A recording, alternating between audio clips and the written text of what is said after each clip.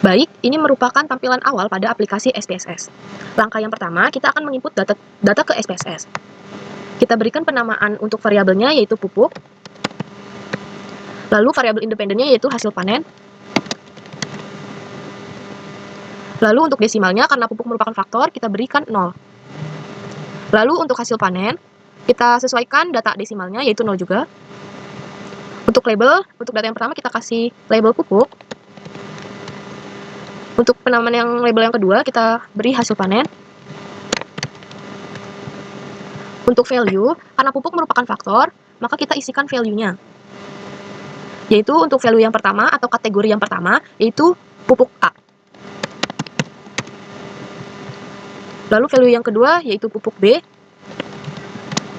Lalu value yang ketiga, yaitu pupuk C. Value yang keempat, yaitu pupuk D. Value yang kelima, yaitu pupuk E. Lalu value yang keenam, yaitu pupuk F. Jika sudah, kita bisa klik OK. Selanjutnya, kita lihat ke data view. Caranya kita klik data view. Lalu langkah berikutnya adalah kita isi data untuk hasil panen.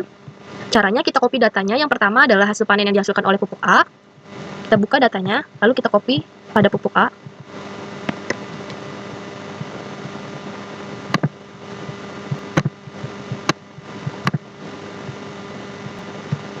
Kemudian pada kolom pupuk kita berikan kode 1. Kenapa kode 1? Karena sudah kita isi value atau kategori yang pertama bahwa bahan pupuk adalah 1. Selanjutnya, kita copy data hasil panen yang dihasilkan oleh pupuk B.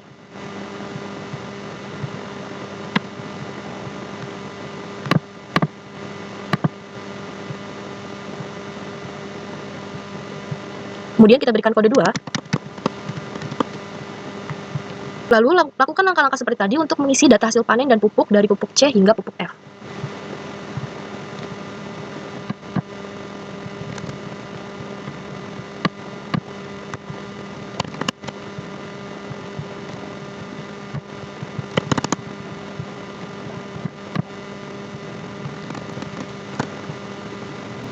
Jika sudah seperti ini, maka kita sudah menginput data hasil panen pada masing-masing pupuknya. Kemudian untuk selanjutnya kita akan melakukan uji normalitas. Di sini pada data analis kita klik, kemudian kita klik juga deskriptif statis, kemudian kita klik explore untuk melihat tabel uji normalitas. Di sini ada dua pilihan, dependent list dan juga factor list. Hasil panen dijadikan sebagai dependent list dan juga pupuk sebagai factor list. Kemudian pada bagian plots pada bagian deskriptif kita uncheck list, temp, and lead. Kemudian pada block sport kita pilih none, kemudian normality plots with taste. Kemudian kita continue, lalu kita klik OK. Di sini kita tinggal menunggu sampai tabel uji normalitas itu keluar. Kemudian jika sudah, klik bagian test of normality. Di sini terlihat jelas bahwasanya masing-masing nilai signifikan pada masing-masing pupuk memiliki nilai lebih dari 0,05 atau 5%. Ini artinya data tersebut berdistribusi normal. Kemudian yang ketiga, kita akan melakukan uji homogeneity variance. Kita bisa klik analis, kemudian pada bagian compare means kita klik, dan kita masuk juga ke bagian one way ANOVA. Di sini terlihat juga ada dependent list dan juga faktor. Jadikan hasil panen sebagai dependent list dan juga faktor sebagai pupuk. Kemudian selanjutnya pada bagian post hoc kita klik. Di sini kita memakai data 2K, kemudian di sininya 0,05 atau 5%. Lalu kita klik pada bagian option, kita klik juga homogeneity of variant 10. Kemudian kita continue, lalu kita klik OK. Nah, di sini terlihat bahwasannya tes normality memiliki nilai signifikan lebih dari 5. Artinya varian data ragam antar kelompok data sama. Dan memiliki kesimpulan varians antar kelompok ini bernilai sama karena nilai signifikan lebih dari 0,05. Kemudian pada bagian ANOVA, karena nilai signifikan lebih dari 0,05, maka pemberian bahan kimia yang berbeda memberikan pengaruh yang sama, atau pemberian hasil panen yang berbeda akan memberikan pengaruh yang sama. Dan itu adalah hasil dari penggunaan SPSS untuk menguji ANOVA satu arah atau one way ANOVA.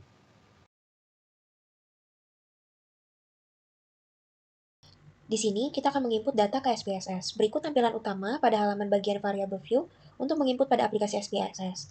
Yang pertama, kita masukkan variabel dependennya yaitu hasil produksi. Lalu berikutnya kita masukkan faktor pertama yaitu jenis kelamin dan untuk faktor yang kedua yaitu waktu kerja. Karena jenis kelamin dan waktu shift merupakan faktor, kita ubah desimalnya menjadi 0 dan begitu juga dengan variabel dependennya. Kemudian kita masukkan label untuk variabel dependennya yaitu hasil produksi. Lalu kita masukkan label untuk faktor pertama yaitu jenis kelamin dan label untuk faktor kedua yaitu waktu kerja. Kemudian kita akan menginput value untuk faktor yang pertama yaitu jenis kelamin dengan ketentuan value pertama yaitu untuk wanita dan value kedua untuk pria. Setelah itu kita akan menginput value untuk faktor kedua yaitu waktu shift kerja dengan ketentuan value pertama pagi, value kedua siang, dan value ketiga malam. Kemudian kita akan mengisi untuk kolom measure. Hasil produksi menggunakan tipe data scale karena merupakan data yang bisa dihitung, lalu jenis kelamin dan waktu kerja menggunakan tipe data nominal karena merupakan kategori tanpa urutan. Kemudian kita akan pindah ke bagian data view untuk menginput data. Untuk cara penginputan datanya, kita bisa langsung mengcopy dari data yang sudah kita punya.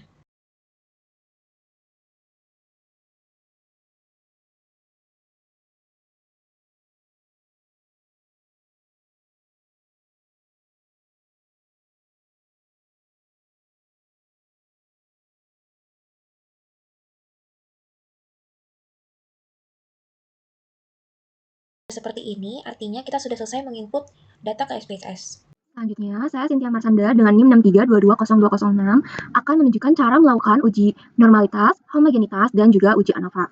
Yang pertama, kita akan melakukan uji normalitas. Caranya itu adalah dengan mengklik Analyze, lalu kita pilih Descriptive Statistic, dan Explore. Nah, di sini kita masukkan hasil produksi ke Dependent List, masukkan jenis kelamin dan waktu shift kerja ke Factor List, lalu kita pilih Plots. Nah, di sini di bagian descriptive kita uncheck list time and leave, di bagian box plot kita pilih none, lalu ini normality plots UI testnya kita checklist. Lalu kita pilih continue dan kita klik OK. Maka nantinya akan muncul hasil uji normalitas.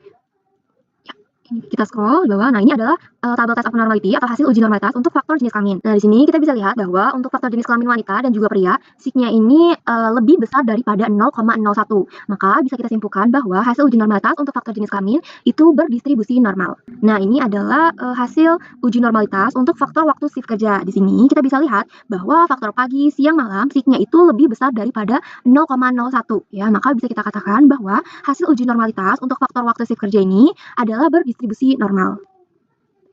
Nah, dengan hasil ini kita bisa lanjutkan ke step penelitian selanjutnya, yaitu uji homogenitas dan juga uji ANOVA. Untuk melakukan uji homogenitas dan juga uji ANOVA, kita bisa klik Analyze, lalu kita pilih General Linear Model, kita pilih Unvariate, lalu kita masukkan hasil produksi ke dependent variable dan masukkan jenis serta waktu shift kerja ke fixed factor. Nah, lalu kita pilih post hoc. Di sini kita masukkan faktor jenis kelamin dan waktu kerja ke post hoc test for. Lalu di sini kita pilih tab key atau tab key, lalu kita continue, lalu kita ke option. Di sini kita checklist homogeneity test. Lalu untuk significance levelnya kita ubah menjadi 0,01 karena di soal signifikansinya itu 1%. Kita klik continue, lalu kita klik OK. Maka akan muncul hasil dari uji homogenitas dan uji ANOVA-nya. Ini Levenet Test of Equality of Error Variance. Ini adalah hasil uji homogenitasnya. Nah, di sini semua nilai signifikansi pada uji Levenet itu lebih besar daripada 0,01. Maka bisa kita simpulkan bahwa varians antar kelompok itu bersifat homogen. Lalu selanjutnya di bawahnya ini ada test of between subject effect. Ini adalah hasil dari uji ANOVA yang merupakan hasil penting dari penelitian ini. Nah, untuk hasil uji ANOVA ini bisa kita lihat yang pertama di faktor jenis kelaminnya, sigma ini adalah 0,063 yang mana di sini lebih besar daripada 0,01. Maka bisa kita katakan bahwa tidak ada pengaruh signifikan dari variabel jenis kelamin terhadap variabel hasil uji produksi. Lalu untuk faktor waktu kerja di sini sigma itu sebesar 0,249 yang mana lebih besar daripada 0,01. Maka bisa kita katakan bahwa tidak ada pengaruh signifikan dari variabel waktu kerja terhadap variabel hasil produksi. Nah, lalu ini adalah jenis kelamin bintang waktu kerja. Ini adalah hasil interaksinya. Kita bisa lihat bahwa untuk hasil interaksi, sigma ini 0,107 yang mana lebih besar daripada 0,01. Maka bisa kita simpulkan bahwa dengan hasil ini itu kita katakan bahwa tidak ada interaksi yang signifikan antara kedua variabel independen. Jadi bisa kita tarik kesimpulan intinya, secara keseluruhan faktor jenis kelamin, waktu kerja, dan juga interaksinya itu tidak berpengaruh signifikan terhadap hasil produksi.